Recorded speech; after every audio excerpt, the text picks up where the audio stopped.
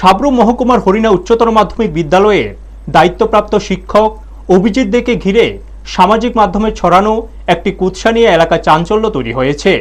অভিযোগ, একটি Facebook profile থেকে তার বিরুদ্ধে ভিত্তিহীন ও গুরুতর অভিযোগ ছড়ানো হয়, যেখানে শিক্ষকের ব্যক্তিগত জীবন নিয়ে আপত্তিকর দাবি করা হয়েছে।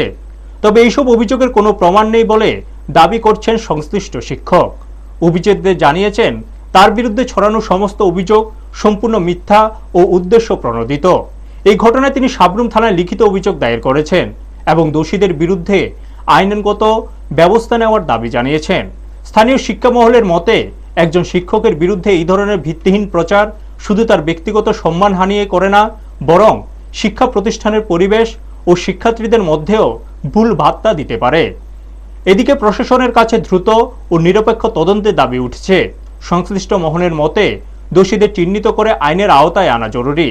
একই সঙ্গে সাধারণ মানুষকে যাচাই না করে কোনো তথ্য সামাজিক মাধ্যমে ছড়ানো বা শেয়ার না করার আহ্বান জানানো হয়েছে। সব মিলিয়ে মত প্রকাশের স্বাধীনতার নামে মিথ্যা তথ্য ও অপপ্রচার ছড়ানো যে গ্রহণযোগ্য নয়, এই ঘটনায় সেই বার্তায় আরও একবার স্পষ্ট হয়েছে। ব্যুরো রিপোর্ট, নিউজ তৎকাল 24। আমি অভিজিৎ দে, হরিণা দ্বাদশ শ্রেণী বিদ্যালয়ের শিক্ষক।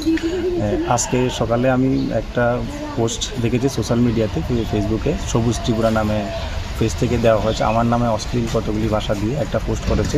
তো আমি এর জন্য আইনত ব্যবস্থা নেওয়ার জন্য থানায় দ্বারস্থ হয়েছি।